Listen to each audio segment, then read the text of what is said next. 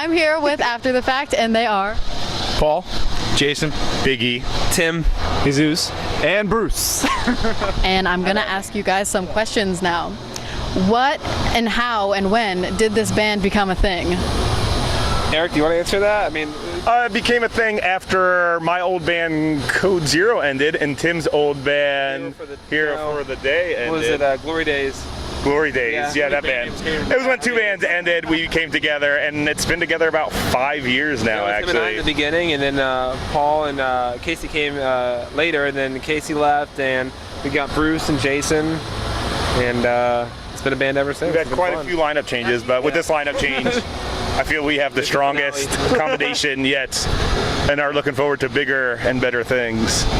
What is your biggest thing that you hope to accomplish?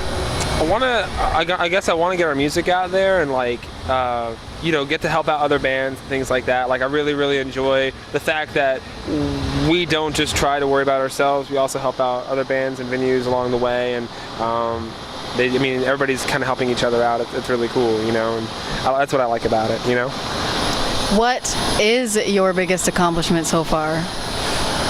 Probably the CD I'm holding. That and we're going to play Warped Tour. This whole summer, we're going to be working our asses off. I mean, we have Warped Tour coming up on July 26th. See you there, hopefully. And right after that, here in St. Pete in Vinoy Park. And right afterwards, we're going to be going on pretty much our first, full-grown tour, do-it-yourself tour. Long, but we're going through Tennessee, Georgia, North Carolina, South Carolina, and then back. Looks like the biggest accomplishment yet to come. It's going to be this summer. So. We're also putting on our own festival. Again, this is our third year doing it. It's 239 Fest in Cape Coral, Florida. We have over 25 bands from all over the state of Florida play over the course of 2 nights. It's a lot of fun. How did you get to be on Warped Tour? Explain the process, please. By being amazing and excelling at being amazing. The interview's gone to his head. Well, yes. I'm the brains behind this operation.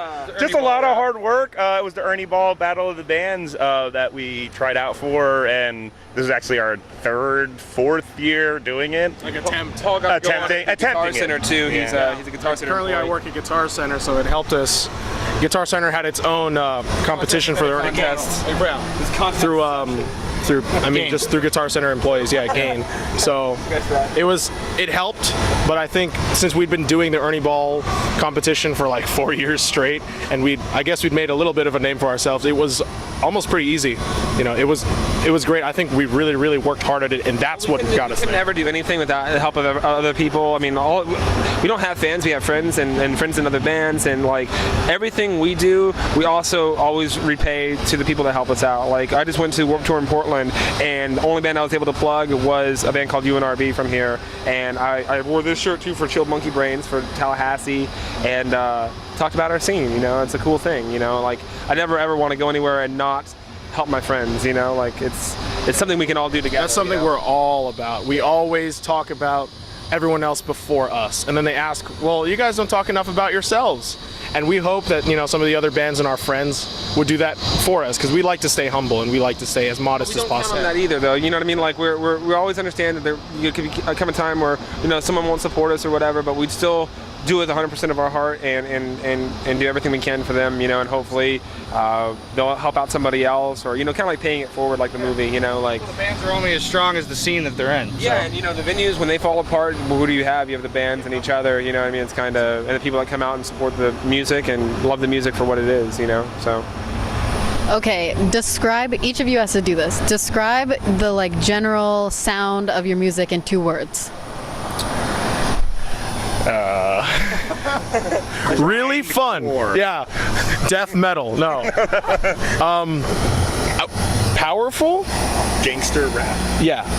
No. Would we agree on powerful, I guess? I guess, yeah. Powerful. I call it funcore. It's like it's kind of extreme at times, but it's really fun, and I don't know, we're always changing our sound, like it's like we have a ska and punk and metal like root, but then everything else, it kind of overlays over top of that, and we always come back to that root in every single song, but at the same time it's like definitely not typical. No, everything's we're always paying homage to different bands and things like that, almost like a director would with like film, but writing our own new music at the same time, so it's that sort of thing, What were the words? Yeah. Okay, now get back to 2 words. I guess. Paragraphs. Yeah. Just take out the we're after fact. Yeah, after fact. We're the fact now. Fun and powerful, I guess. You know, like. Fun and powerful. Okay. I'm going with that. We're all agreeing on one. I agree. Two set of words. Okay. Who inspires you musically? That band right over there. Nick That guy, Giordano and That guy. UNRB. My bass hero is walking up right now. We got a cameo appearance. Come on in here. Come on, Nick. Come on. Come on, Nick. This is Nick from Say hi, UNRB. Nick from UNRB. Hi, I'm Nick from UNRB. They say that See? you We were just inspire talking about them. What? You inspire I'm them Nick musically. No, they inspire me. No, wait. You inspire us way more than we inspire you. Yeah. Love you. Back moment. Have fun. Well, I think Thank you. the best thing about our band is everybody has like Paul is very into metal, so that shows in the band with like solos and stuff like that. And then you have like me and Eric who are We grew up on punk, pretty yeah, grew much. up on punk and like old school ska. And then you have, same thing with Tim. Tim is very, very into ska and like a lot of punk, a lot of everything, and Bruce is, well, He likes to drink quite a bit. He likes to drink. He's into Budweiser. He's into and Jesus plays Spanish music, so he's really good at horns. Mariachi band. There you go. Yep. If you could pick anyone dead or alive to collaborate with, who would it be? You can all pick someone. Tony Sly from No Use for a Name. He was really awesome. He was amazing lyricist, and I think it's a real tragedy that he went as soon as he did. I think I got mine. Okay, tell Joe us. Strummer, The Clash. Just, Okay. I mean, it's kind of somewhat typical, but the guy was amazing. And when he did it, I know, The Clash. So okay. You. I don't know. This is Well, for me, for trombone, I would say J.J. Johnson. He has a lot of really good trombone licks, and he knows what he's doing. High five. Scott from Rolling Fish. He's friggin' amazing. Yeah. He's amazing. You agree with that? I'm a man crush. I guess Scott's multi-talented, and I like, for a time when I played trumpet in the band before, I kind of did the same thing that Scott and Real Big Fish did, and he's an awesome singer. So I'll go with that. I'll go with For a that. while, he switched off. I did. I copied you. I'm sorry. He played trumpet and guitar. I'm sorry. And sing. So I mean, he did a lot of work in the band, and he was really young at the time. Like he was just like meek, like a kitten. I'm getting tired. You're a kid. This is totally off the wall, but I would have loved to sat down with John Bonham and picked his brain. Literally, he's like Hannibal Lecter. He'd be like him. How do I play with my hands so good? And I would have loved to have asked Stuart Copeland how he rocks so hard still playing traditional grip. Oh, yeah. But that's another story. Yeah. Oh yeah, he does play traditional. Yeah, I like Andy Summers too. I guess from the Police. He's pretty awesome. Okay, and last thing is, if someone just discovered you, what would you say to them? Thank you for listening to our music. What can we do to continue on this route, I guess? And would you take and listen to some of our friends? Yeah, and prepared to be entertained. Yes. And he won't be disappointed. That's one thing too that always stands out is like people are very rarely disappointed in an after the fact show. Like it's a very energetic. No, it's a not now. It's Everybody okay. always has I'm the fun. cocky guy. Everybody in the band, always has apparently. fun. Yeah, everybody always has fun. It goes it's back always to being fun. fun and powerful. Like it's always a I fun would say show. if you like the music, come watch the shows, because I think that's where we really shine, to be honest. Yes. Yeah, that's We're right. always trying to come up with new ideas to get the crowd involved, not just singing and dancing, but I mean like we do paper airplanes, party poppers, pinatas.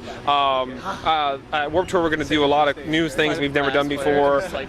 We really just like trying to come up with creative, fun, almost craft-like ideas, and getting the crowd to, I guess, reciprocate and playing with the stuff that we bring for them, and like, it's, everybody there is an individual having a good time, and I think coming to a show that we try to put on with all of our friends is something that everybody can be a part of and feel like for that moment you can be who you want to be without any sort of discrimination, and not have anybody judge you, whatever you do in your life. Like if you're we work in an office building every day of the week, and your boss treats you like shit. Like when you're at the show, you can be who you want it to be without having to be fake or anything. And you're surrounded by friends always, so no one's going to hurt each other or anything like that. So, yeah. Okay, thanks guys. Thank you.